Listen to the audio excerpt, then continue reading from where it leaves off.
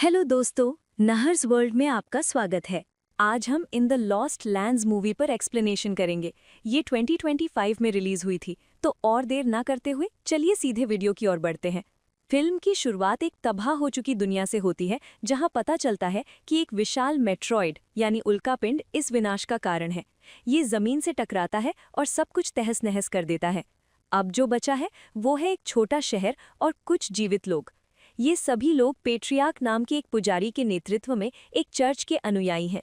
यहाँ के नियम बहुत सख्त हैं और सभी को हर हाल में इनका पालन करना पड़ता है। इस शहर में ग्रे नाम की एक जादूगरनी यानी डायन भी है, जो सबकी इच्छाएं पूरी करती है। चर्च के सदस्यों को डर है कि लोग भागकर ग्रे के साथ शामिल हो सकते हैं और एक नया समुदाय बना सकते हैं। पेट्रियार्क अपने एनफोर्सर को ग्रे को मृत्यु दंड देने का आदेश देता है। एनफोर्सर सबके सामने ग्रे को फांसी पर लटका देता है और उसके पैरों के नीचे से पटरा हटा देता है। जैसे ही एनफोर्सर जाने लगता है, ग्रे अपनी जादुई शक्ति का उपयोग करके एक सैनिक को सम्मोहित कर लेती है। वो उसे ऐसा दृश्य दिखाती है जैसे उसे फांसी दी जा रही हो।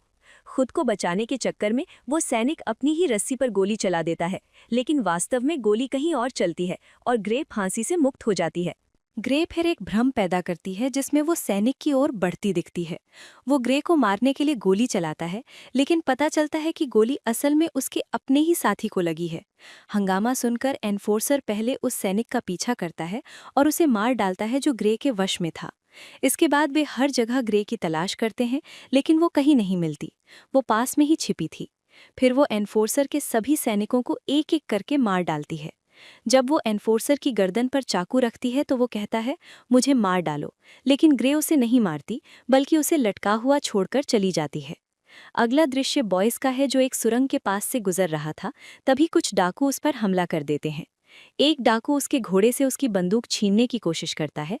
अचानक एक दो मुंह वाला सांप डाकू पर हमला कर उसे काट लेता है। इसके बाद बॉयज बाकी बचे लोगों को लेकर भाग निकलता है। वो डाकुओं से लड़ता है, अपनी कुशलता से कुछ को मार देता है और दूसरों को अपनी बंदूक से मारकर वहां से निकल जाता है। इस सब से हमें पता चलता है कि बॉयज कोई साधारण इंसान नहीं, बल्कि एक दानव शिकारी और बेहद कुशल विशेषज्ञ है। हमें फिर से ग्रे को दिखाया गया है, जिससे रानी और उसका खास आदमी मिलने आए हैं। रानी चाहती थी कि ग्रे उसे आकृति बदलने की शक्ति दे। ग्रे इसके लिए बड़ी कीमत मांगती है और कहती है, आने वाली पूर्णिमा तक, जिसमें सिर्फ 6 दिन बचे हैं, मैं ये काम तुम्हारे लिए कर दूंगी। वे दोनों चले जाते हैं। कुछ देर बाद रानी का खास आदमी वापस आता है और ग्रे से रानी का काम न करने को कहता है, क्योंकि उसे लगता है कि रानी जो कर रही है वो गलत है।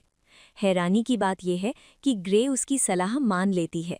हालांकि वो उसकी बात नहीं सुनना चाहती थी, लेकिन वो कर्ज में डूबी थी और शराब की लत के कारण किसी की इच्छा को ठुकरा नहीं पाती थी। इसलिए वो इस आदमी की इच्छा भी मान लेती है। अब कहानी में मोड़ आता है। ग्रे इन दो विपरीत इच्छाओं को कैसे संभालेगी? वो अपनी शक्तियों का उपयोग करके उस शेप शिफ्टर की तलाश करती है जिसे मारने की उसे ज़रूरत है। वो अपने मन में देखती है कि कई लोग शेप शिफ्टर का शिकार करने आए थे, लेकिन वो सब खुद उसका शिकार बन गए। उन सब को मारने के बाद शेप शिफ्टर जोर से दहाड़ता है और डर के मारे ग्रे का मंत्र टूट जाता है। अगला दृश्य रानी से संबंधित है, जो उस समय राजा के साथ थी। पहली बार हम राजा को देखते हैं, जो बहुत बीमार और बिस्तर पर है। ग्रे बॉयज से मिलने आती है क्योंकि बॉयज वहाँ का सबसे अच्छा शिकारी था और ग्रे को अपना मिशन पूरा करने के लिए उसके जैसे किसी की ज़रूरत थी। शेप शिफ्टर को मारने के बदले में वो उसे अच्छी रकम देती है।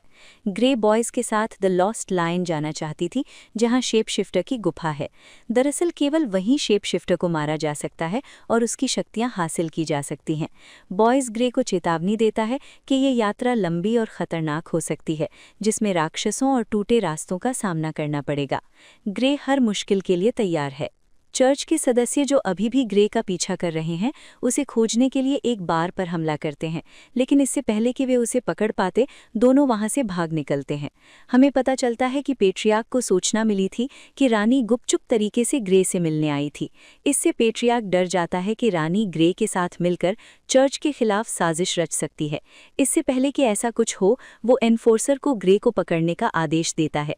एनफोर्सर अपने सैनिकों के साथ ग्रे और बॉयज का पीछा करता है। वे एक शहर में पहुंचते हैं और बॉयड के एक दोस्त के घर रुकते हैं। उनकी बातचीत से बॉयड के अतीत का पता चलता है कि वो इतना बड़ा शिकारी कैसे बना। बचपन में लॉस एंजलिस में उसकी आंखों के सामने उसके माता पिता की हत्या कर दी गई थी, जिसके बाद जीवित रहने के लिए वो खुद एक दानव से शिकारी बन गया। युद्ध के बाद वे अंततः उस शहर में पहुंचे जहां आज लोग रहते हैं। अगले दिन वे अपनी यात्रा जारी रखते हैं और एक ऐसी जगह पहुंचते हैं जहां से केबल बस के जरिए आगे का रास्ता मिलता है। उन्हें इसे पार करना था, लेकिन जब वे ऊपर पहुंचते हैं तो उनका सामना एनफोर्सर और उसके सैनिकों से होता है और उनके बीच लड़ाई शुरू हो जाती है। बॉयड एक बेहतरीन योद्धा था और ग्रे अपनी जादुई शक्तियों से लड़ रही थी। उसने सबको सम्मोहित कर दिया, जबकि बॉयड ने बंदूक और चाकू से उन्हें मार गिराया। मौका मिलते ही दोनों केबल बस में कूद जाते हैं, लेकिन कई सैनिक उनके पीछे आ जाते हैं। ग्रे बस के ऊपर से सैनिकों पर गोलियां चलाती है, जबकि बॉयड बस के अंदर उनसे लड़ता है। जब एनफोर्सर देखता है कि वे पकड़ में नहीं आ रहे, तो वह बस की केबल काटने का आदेश देता है। केबल टूटते ही बस असंतुलित होकर गिरने लगती है, लेकिन वह एक चट्टान के सहारे अटक जाती है। ग्रे अपने चाकू की मदद से बस के ऊपर कूदती है। जब बॉयज फिसलती चट्टान पर चढ़ने की कोशिश कर रहा था, तब दूसरी केबल भी कट जाती है, जिससे उनका सहारा खत्म हो जाता है। अपने चाकुओं का इस्तेमाल कर वे अंततः चट्टान पर चढ़ने में सफल होते हैं।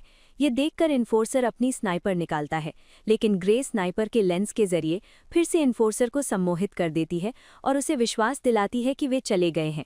इस तरह दोनों वहां से बच निकलते हैं। लड़ाई के दौरान बॉयज को गोली लग जाती है। वो खुद गोली निकालता है और ग्रे उसके घाव पर पट्टी बांधती है। अगले दृश्य में रानी को दिखाया गया है, जिसे पता चलता है कि वो गर्भवती है। अब उसके पास उत्तराधिकारी है, इसलिए उसे राजा की जरूरत नहीं है। वो तुरंत राजा की हत्या कर देती है और झूठ बोलती है कि बीमारी के कारण उनकी मृत्यु हुई। इधर ग्रे और बॉयज एक ऐसे शहर में पहुंचते हैं जहां कई राक्षस उनका पीछा कर रहे हैं। इससे पहले कि वे हमला करते, बॉयज अपने चारों ओर तेल छिड़क कर आग लगा देता है। उसे पता था कि ये जीव आग से डरते हैं, लेकिन ये राक्षस उम्मीद से ज्यादा समझदार थे। वे जमीन के नीचे से निकलकर आग बुझाने लगते हैं और करीब आते हैं। बॉयज उन्हें मारना शुरू करता है। इन दो इंसानों को इतने राक्षसों से लड़ते देख राक्षसों का नेता प्रकट होता है। उसे देखते ही ग्रे उसे सम्मोहित कर देती है और सभी जीवों को दूर जाने का आदेश देती है। फिर मौका पाकर वो आग जलाती है और सभी राक्षस उसमें भस्म हो जाते हैं। बॉयज पूछता है, मुझे आग की गर्मी महसूस नहीं हुई, तुमने वो आग कैसे जलाई? ग्रे सच बताती है, मैंने वास्तव में कोई आग नहीं जलाई थी। मैंने बस उन राक्षसों को एक भ्रम यानी माया दिखाया था। वे अपने डर के कारण मर गए। अगला शहर लॉसलैंड बस कुछ ही दूर था। बॉयज उसे फिर रोकता है और कहता है कि आगे बढ़ना जानलेवा हो सकता है। जब वे पुल पार कर रहे थे तो उन्होंने देखा कि एनफोर्सर अपनी सेना के साथ पीछे आ रहा है। पुल आगे से टूटा हुआ था। ग्रे एक तरकीब लगाती है। वो पुल पर तेजी से दौड़ती है और एनफोर्सर उसे कुचलने के लिए ट्रेन की गति बढ़ा देता है। एनफोर्सर को बहुत देर से पता चलता है कि पुल टूटा हुआ है और वे ब्रेक नहीं लगा पाते। पुल के अंत में पहुंचकर ग्रे छलांग लगाती है और नीचे लटक जाती है। बॉयज उसे पकड़कर उसकी जान बचाता है। एनफोर्सर और उसके साथी मारे जाते हैं। जब पेट्रियार्क को पता चलता है कि उसके सभी साथी मारे गए हैं, तो वो डर जाता है कि रानी ग्रे के साथ मिलकर उसकी सत्ता छीन सकती है। वो अफवाह फैलाता है कि रानी और ग्रे इस जगह को तबाह करना चाहती हैं। ये जानकर रानी अपने खास आदमी का उपयोग करने का फैसला करती है। उसे अपने प्रेम के जाल में फंसाकर वो पेट्रियार्क और उसके साथियों को मरवा देती है। अब वे उस जगह पहुंचते हैं जहां शेप शिफ्टर रहता था। पूर्णिमा होने वाली थी। ग्रे ने देखा कि वहां कई महिलाओं की खोपड़ियां रखी हैं।